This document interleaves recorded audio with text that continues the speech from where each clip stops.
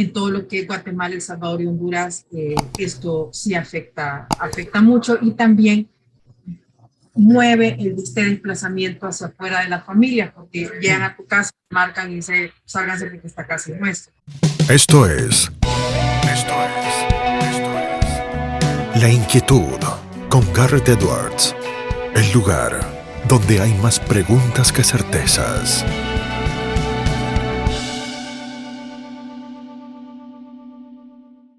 Damos vuelta de página aquí en La Inquietud por CNN Radio Rosario. Tenemos un enorme honor, placer y privilegio. Es la directora ejecutiva de Fundación Eleuthera en Honduras y es además una gran amiga mía. Es Elena Toledo, quien está del otro lado para charlar aquí con nosotros. Elena, ¿cómo estás? Garrett Edwards te saluda.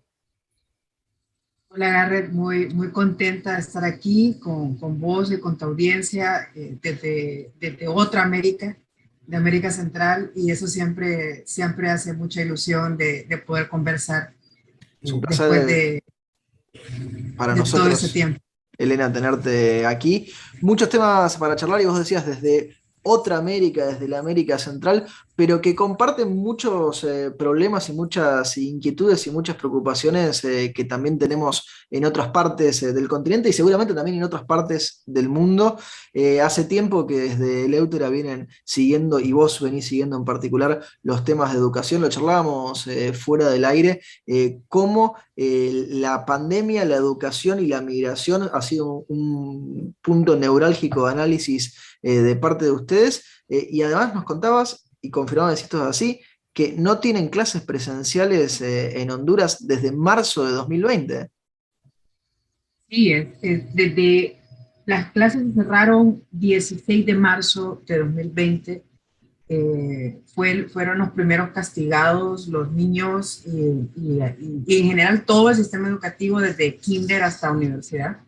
Eh, con mucha tristeza podemos decir que a la fecha de hoy las clases siguen cerradas. Han habido intentos de volver a abrir clases y los que están más castigados, curiosamente, son las áreas urbanas, las grandes ciudades, somos las que estamos en esta situación. Sin embargo, las áreas rurales, las menos favorecidas, las más vulnerables, son las que se las han tenido que arreglar para poder impartir clases. Tenemos centros educativos con 300 días de clase. En Honduras lo convencional son 240, con 300 días de clase, sacando provecho de no tener aulas, precisamente. Es un fenómeno que es de verlo para creerlo lo que esta gente está haciendo, pero ahí donde vemos que donde hay voluntad y donde no se plegan los intereses educativos a los sindicatos de maestros, también cosas pasan y pasan buenas, porque se pone como interés primario la educación del menor. Pero ¿cómo ha sido esto, Elena? ¿Ha sido una decisión del gobierno? ¿Ha sido la presión de los sindicatos? ¿Los padres qué dicen con respecto a sus hijos que no han podido pisar un aula desde que arrancó la pandemia?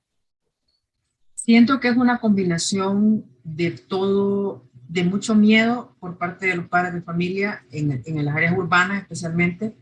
Ha sido utilizar este miedo por parte de los sindicatos magisteriales para no ir a trabajar, y ha sido mucho miedo por parte del gobierno a quedar mal, que estábamos en año electoral también, se unió todo lo malo. Entonces, el año electoral, un gobierno sin querer tomar decisiones para no afectar a los sindicatos, y los sindicatos sabiendo muy bien cómo manipular toda esta situación. Entonces, tenemos otra vez una situación complicada ahora con la variante número 2000 del COVID. Otra vez habían dicho que ya iban a comenzar clases presenciales, ahora están como arrepintiéndose de esto. Sin embargo, ya hay mucha presión, ya los papás yo creo que ya están más cansados que con miedo.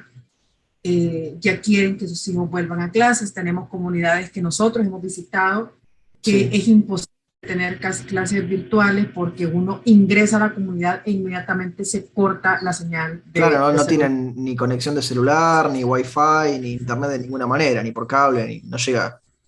No, y en 2020 llegamos a tener el 80% del alumnado de sector público recibiendo sus clases por grupos de WhatsApp. Mm.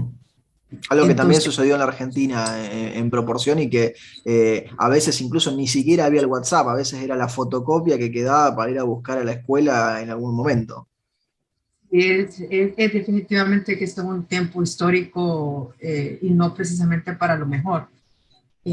Pero también hemos visto cómo la creatividad del individuo ha superado y ha vencido el sistema en muchas situaciones. Hemos visto ejemplos de maestros ejemplares en comunidades pequeñas, que son las que se prestan, han ido de casa en casa repartiendo los materiales. Tenemos comunidades sumamente vulnerables que han tenido 98% de presencialidad el año pasado. Claro. Y ahora tenemos la complicación que hacemos cambio de gobierno el 27 de enero y 4 días después tienen que comenzar las clases. Ah, qué temprano que empiezan las clases en Honduras. No sabía que el calendario Sí, arrancaba es ahí ya. de febrero a noviembre, de inicios de febrero, pero también tenemos sistema americano y con el sistema de Estados Unidos de Sí, comenzar sí, en que está cambiado en septiembre y demás. junio. Entonces, el sistema privado, algunos han comenzado, otros no, unos con gran tecnología, otros siguen con WhatsApp, otros siguen con Zoom. Entonces tenemos un gran reto, ya se cree que en escolaridad retrocedimos 3 años, Uf, ya, si nuestra escolaridad era de 7 años, entonces ahorita estamos en 4, más o menos, y no se sabe qué va a pasar. O sea, la única propuesta que hay ahorita sobre la mesa para arranque de clases es la de los sindicatos, que podemos que, saber que es qué seguir piensan. básicamente como vienen hasta ahora. Y te Sí. pregunto, Elena, porque sé que lo han estado investigando desde Eleutera, también han hecho una asociación, un linkeo que a lo mejor no es tan común en la Argentina, donde no se da este tipo de movilidad, pero sí quizá en Centroamérica o en otras partes de América, donde los países están mucho más cerca. Se está dando además una migración, se están yendo los chicos que no pueden ir a las escuelas porque no están abiertas de Honduras a otras partes del mundo. Sí, esto es bien curioso y es que, por ejemplo, el año pasado al cierre teníamos el dato que el 50% de los niños que desertaron del sistema educativo lo hacían por razón de migración. El 20% de desplazamiento interno en el país, de la ciudad al área rural, etcétera, etcétera. Pero el otro 30% era para abandonar el país. Entonces, por ejemplo, justamente hoy sacamos un dato de que solo en frontera mexicana hay casi 10.600 menores entre acompañados y no acompañados solicitando refugio. Las tenemos casi 800.000 menores fuera del sistema educativo. Y esto ha ido creciendo con los años. Entonces, está íntimamente relacionada el tema de deserción escolar por cierre de escuelas, además de desempleo y pobreza y todo este tema que ha dejado el COVID, junto con la emigración. Tenemos centros educativos que el 50% de la matrícula ha emigrado. Entonces, Impresionante. sí, son cifras realmente impresionantes y que parece que todo el mundo se da cuenta, menos quienes toman las decisiones. Y la cantidad de menores yéndose, y ya antes era más común, era casi un 70-30, 70 los acompañados y 30 los no acompañados, y ahora estamos 50-50.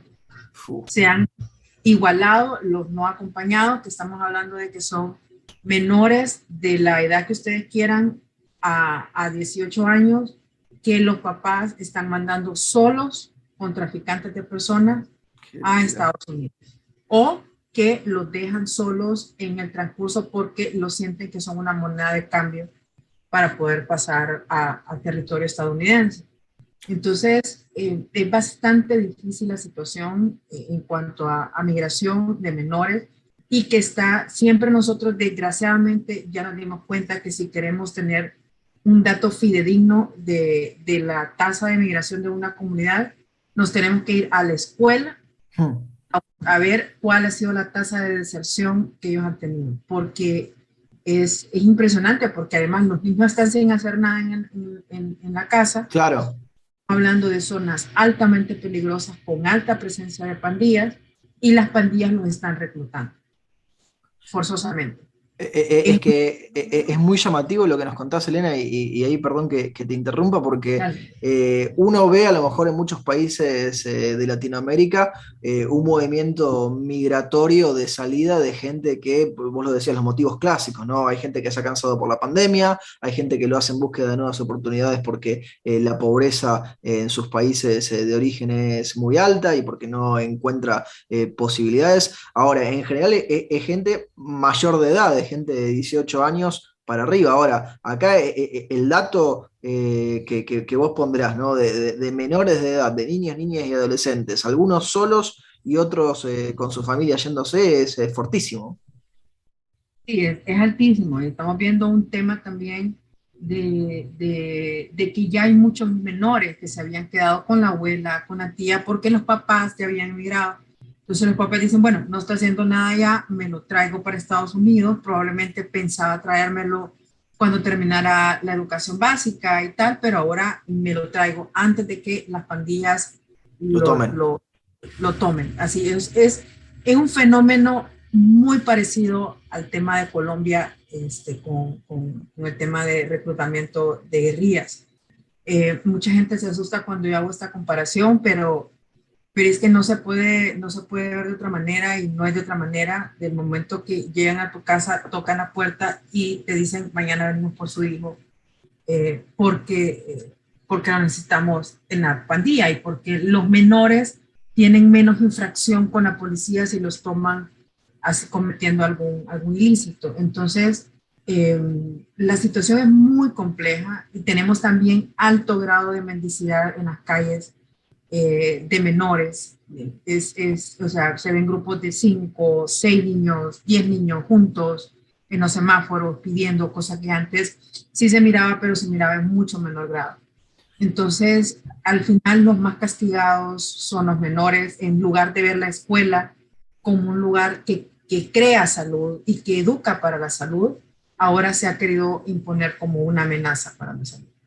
Elena, hablabas de las pandillas y no puedo evitar hacer la conexión porque seguramente vos a la distancia debes haberte enterado de cómo se ha ido complicando la situación de inseguridad en la Argentina con el paso de los años, en particular los últimos 10 o 15. Yo no conozco demasiado el caso de Honduras, conozco el de Guatemala que está ahí cerquita y que lo he visitado y que sé que hace mucho tiempo es moneda común por caso que vengan las mafias o que vengan las pandillas y que, por ejemplo, marquen una casa y digan, váyanse, ahora es nuestra. ¿Cómo es en Honduras el tema de la inseguridad con las pandillas, como vos nos decías, y con las drogas? Es bastante complicado, no es nada diferente a lo que acabas de decir. Tienen territorios, hay territorios que son de una pandilla, hay territorios que son pandilla A, pandilla B. Si yo vivo en un territorio, no puedo ni ir a visitar el otro porque me tienen fichada que yo vivo en el territorio contrario. Hay mucho reclutamiento de menores, hay una mutación del sistema de negocios, vamos a decirlo entre comillas, de ellos. Ahora se han incurrido mucho, por ejemplo, en el tema de narcotráfico, lavado de activos, ya no es tanto la extorsión a comercio como era antes. Cada uno tiene su sistema de operar muy particular. Ha ido sofisticándose, si se quiere ver de alguna manera esta situación. Hay partes de las pandillas que son ya muy estudiados, hay abogados, hay médicos, hay administradores, hay contadores, porque es toda una estructura criminal esta y que cada vez está más arraigada y que esto también corrompe otras esferas del gobierno. Entonces, es una situación muy complicada y que al parecer que nadie quiere atender también porque hay muchos intereses en todo lo que es Guatemala, El Salvador y Honduras. Esto sí afecta mucho y también mueve este desplazamiento hacia afuera de las familias porque llegan a tu casa, marcan y dicen, sálganse porque esta casa es nuestra. Entonces sí es altamente difícil. Elena, nos referías que hace poco cambió el gobierno en Honduras. Si bien no lleva todavía demasiado tiempo en actividad, seguro que ya te va formando una opinión profesional al respecto, desde tu análisis político. Para el que no es de Honduras, para el que nos está escuchando o viendo desde otro lado, si le tuvieras que contar qué es lo que pasa políticamente en Honduras hoy por hoy, ¿qué le dirías?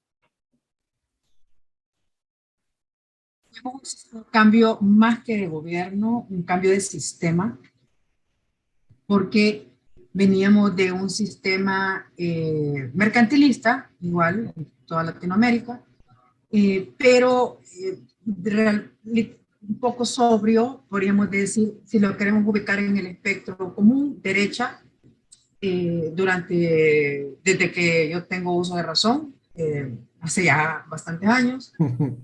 Desde el retorno a la democracia en 1982 habíamos tenido este sistema, pero hubo aparentemente un claro hartazgo por parte de la población y ahora hemos cambiado a un sistema socialista que entra en vigencia el 27 de enero. Y digo yo que hubo un claro hartazgo porque la votación fue histórica, estamos hablando de casi un 75% del electorado presente. La señora Xiomara Castro de Zelaya, esposa de Manuel Zelaya, que algunos lo recordarán por los eventos sucedidos en el 2009, llegó al poder con 1.7 millones de votos, que es una cantidad nunca antes vista para un presidente. Tenemos un Congreso conformado, un Congreso que sí se logró balancear y que ahí sí no hay un poder absoluto en el gobierno, lo cual hace un poco de contrapeso y un poco de freno para poder hacer cosas que sea un atentado más que contra la democracia, contra la libertad. Y creo que esto es fruto de muchas malas decisiones tomadas en gobiernos anteriores, de no haber escuchado realmente qué es lo que estaba sucediendo, pues por gracia o por desgracia, pues estamos en esta situación actualmente que nos preocupa, sí, y que puede detonar en cosas que no estamos tan de acuerdo, porque hay una letra chiquita en todo esto, y es que tenemos una reelección indefinida. Epa. Hubo una de las tantas crisis políticas en el 2017, cuando Juan Orlando Hernández se reelige para un segundo periodo, siendo esta reelección muy cuestionada y que además no se limitó y no se hicieron los candados importantes que dijeran, bueno, un gobernante se puede reelegir cada 2 periodos, o un periodo alterno, o solo por una vez. Eso no está aquí. Hay una reelección que puede ser... Sí, sí, infinita. Una y otra y otra y otra vez. Pueden poner monarquía aquí si quieren y no pasa nada porque así fue como quedó. Entonces, este es uno de las grandes herencias o de las peores herencias que nos deja el gobierno anterior, el partido de gobierno anterior, que gobernó consecutivamente por 12 años y que ahora nos deja con esta papa caliente, con un gobierno conformado por gran parte por la misma familia de la nueva presidente, y que nos tiene un poco en ascuas por lo que puede suceder, porque el poder absoluto corrompe absolutamente, y que en una situación tan vulnerable como la que está Honduras actualmente, no solamente por la pandemia, por el COVID-19, sino porque hace un año estuvimos golpeados por 2 huracanes consecutivamente con diferencia de 10 días. Terrible. Y la economía, o sea, fue revolcada una y otra vez y todavía no se levanta cabeza de eso. Entonces, no sabemos qué va a suceder ya con alianzas probablemente entrando China al escenario político-económico, rompiéndose relaciones con Taiwán, me imagino que también rompiéndose relaciones con Israel. Entonces, realmente va a ser un año muy exótico, de muchos cambios muy curiosos. Y bueno, aquí estamos pendientes para lo que pueda suceder. Elena, últimas dos preguntas y no te robamos más tiempo.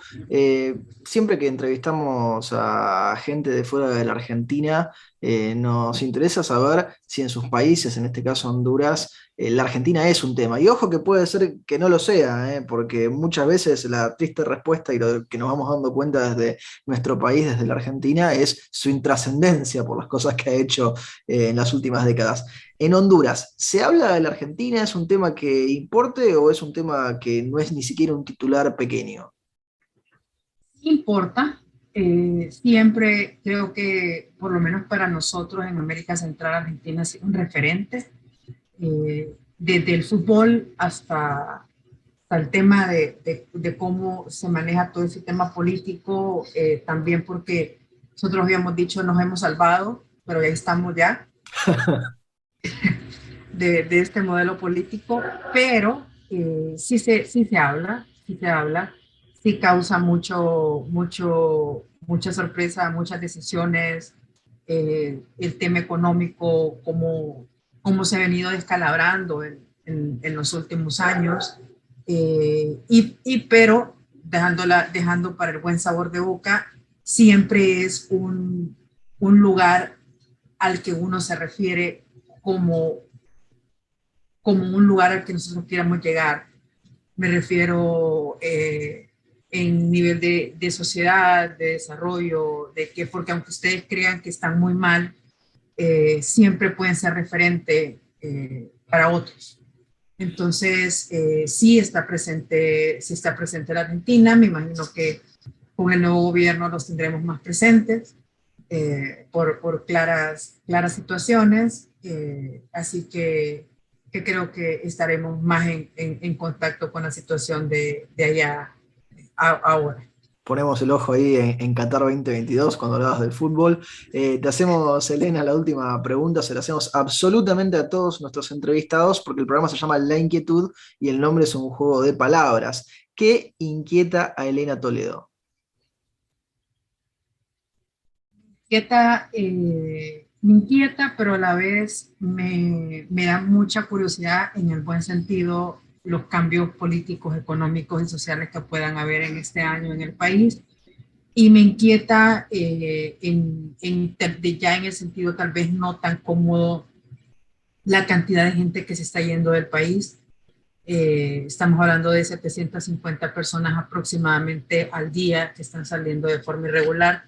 Entonces me inquieta todos los días darme cuenta que alguien conocido o alguien de una cercanía media puede estarse yendo, y el compromiso que esto nos llama a organizaciones como Eleutera a trabajar y apostar por hacer las cosas bien para estas personas. Creo que eso es lo que en este momento más me ocupa la cabeza como inquietud.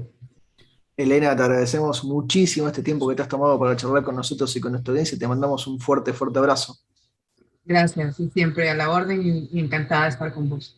La teníamos a Elena Toledo de Fundación Eleutera aquí en La Inquietud por CNN Radio Rosario. Esto fue La Inquietud con Garrett Edwards.